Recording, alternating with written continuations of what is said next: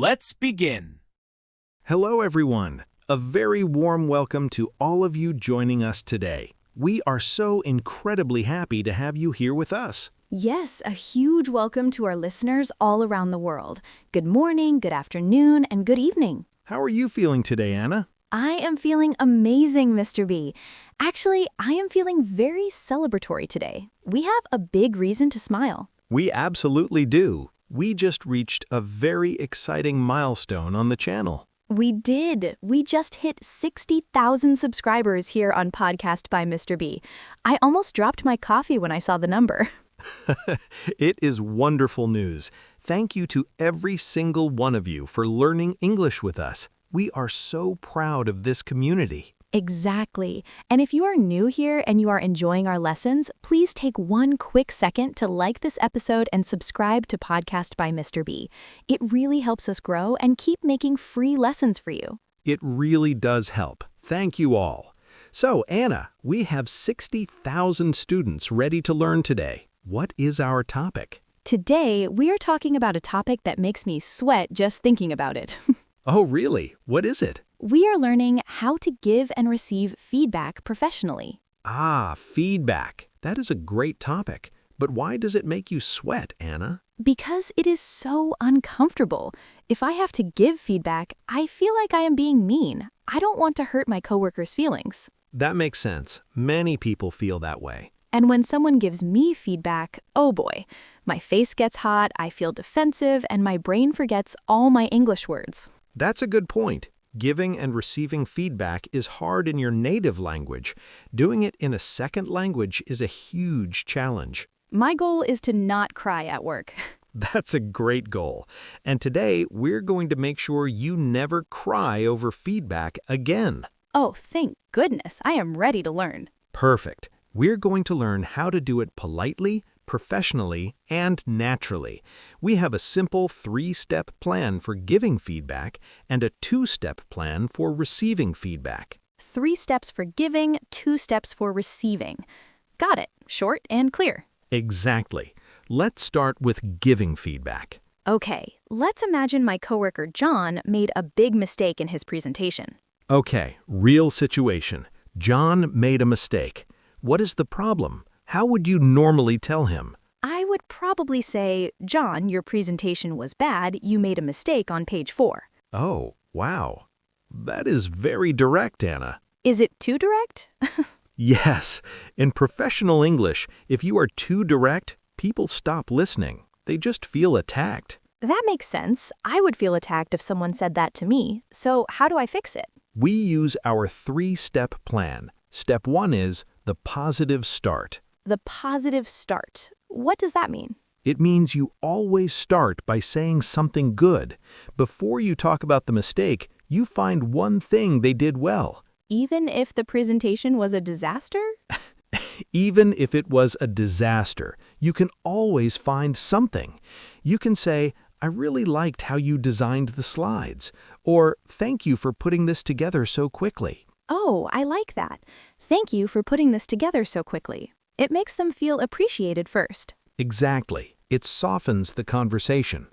Now, step 2 is the soft suggestion. The soft suggestion. This is the part where I tell John about page 4. Yes, but here's the secret rule, Anna. You must completely stop using the word but. Stop using but? Why? Because but erases the positive start. If I say, your design is great, but page 4 is wrong, you only hear the negative part. That is so true. When my boss says but, my heart sinks. So instead of but, we use phrases like, one thing we could improve is, or next time, let's try to. One thing we could improve is. Wow, that sounds so much kinder. It does, because you're using the word we. It sounds like you're a team, not an enemy. I love that. One thing we could improve is the data on page 4. Perfect. Now, step 3 is the support. The support. How do I support John? Do I buy him a coffee? A coffee is always nice, but in English, you just offer your help. You end the feedback by saying, let me know if you need any help with that, or I'm happy to look at it together. I'm happy to look at it together. That is so friendly. Exactly. So let's review the 3 steps for giving feedback. Step 1, the positive start. Step 2, the soft suggestion. Step 3, the support. Perfect. Now, let's put it together. Let's practice. I'm John. You need to tell me my presentation has a mistake. Okay.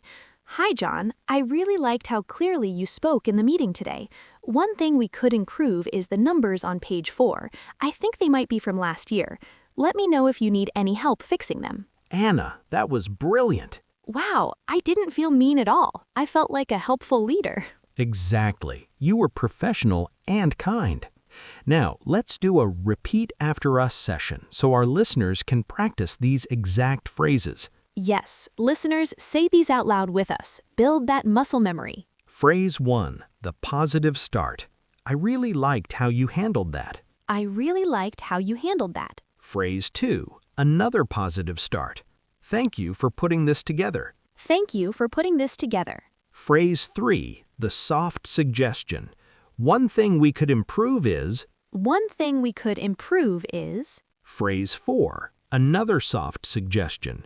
Next time, let's try to. Next time, let's try to. Phrase 5, the support. Let me know if you need any help. Let me know if you need any help. Fantastic job, everyone. If you use those phrases, giving feedback will be easy. That is amazing, Mr. B. But what happens when someone gives feedback to me? Ah, yes, receiving feedback. This is the scary part for you. It really is. Last week, my manager told me my email was confusing. I felt so embarrassed. Real situation. Your manager says your email is confusing. What is the problem? How did you react? Well, my brain panicked. I immediately said, it wasn't my fault. The client gave me bad information. Oh, Anna. I know. I sounded so defensive, but I couldn't stop myself. It's a natural human reaction. We want to protect ourselves. But when you get defensive, it looks unprofessional. That makes sense. I looked like I couldn't handle criticism. So how do I receive feedback like a professional? We use our 2-step plan. Step 1 is pause and say thank you. Say thank you? They just told me my email is bad and I should thank them? Yes, you're thanking them for helping you improve. Okay, I guess that's a good way to look at it. When you hear feedback, take a deep breath. Do not say, "It wasn't my fault." Just say, "Thank you for letting me know," or "I appreciate the feedback." I appreciate the feedback. Does that mean I agree with them? Not always. It just means you heard them and you're acting like a mature professional. Got it. I appreciate the feedback.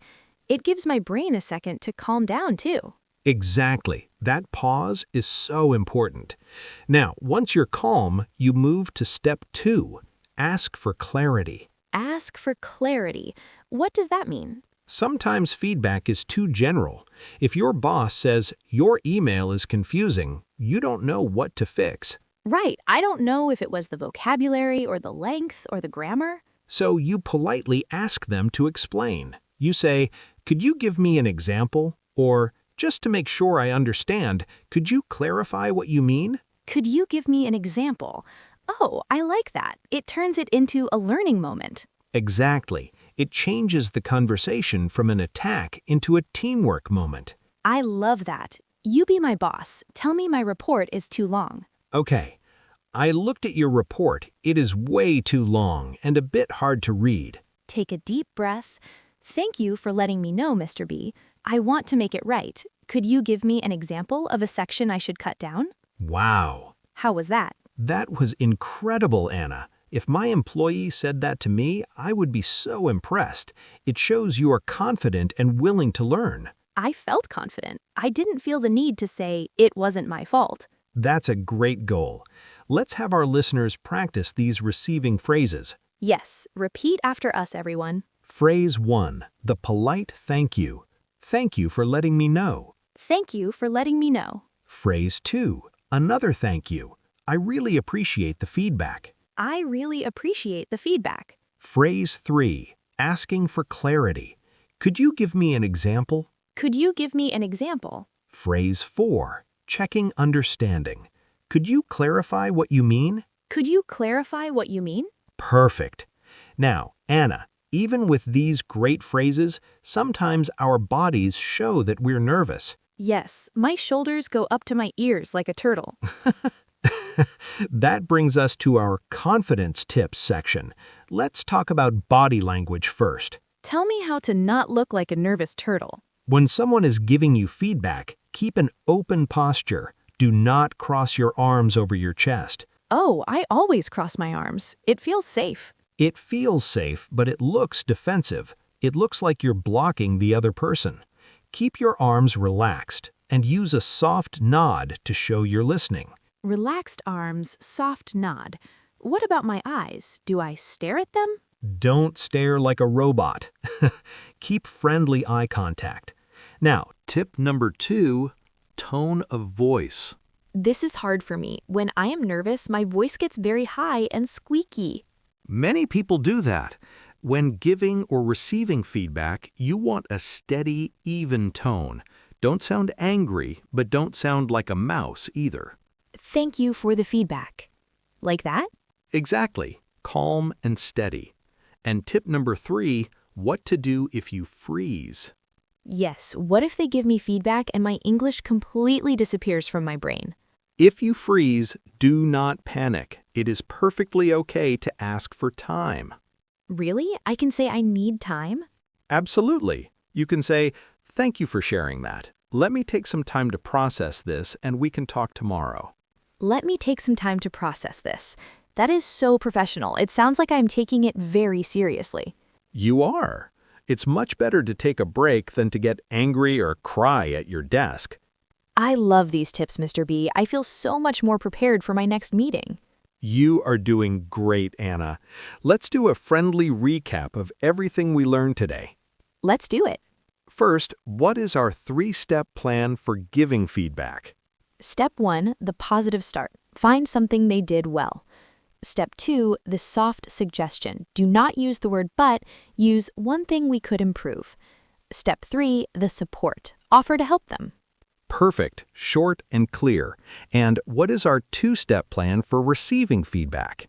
Step 1, pause and say thank you. Do not get defensive. Step 2, ask for clarity. Say, could you give me an example? Exactly. And remember your confidence tips. Keep your arms uncrossed, use a steady voice, and if you freeze, just say you need time to process it. That makes sense. I have all my tools ready.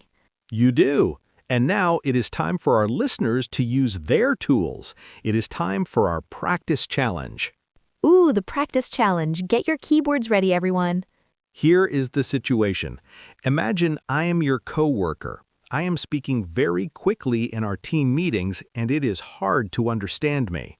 Oh, that's a great scenario. How would you give me feedback using the 3-step plan?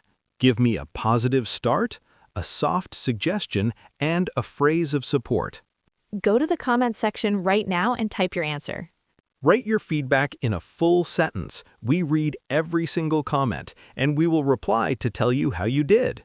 I can't wait to see how polite and professional everyone's going to be. Remember, don't use the word but. That's a great reminder.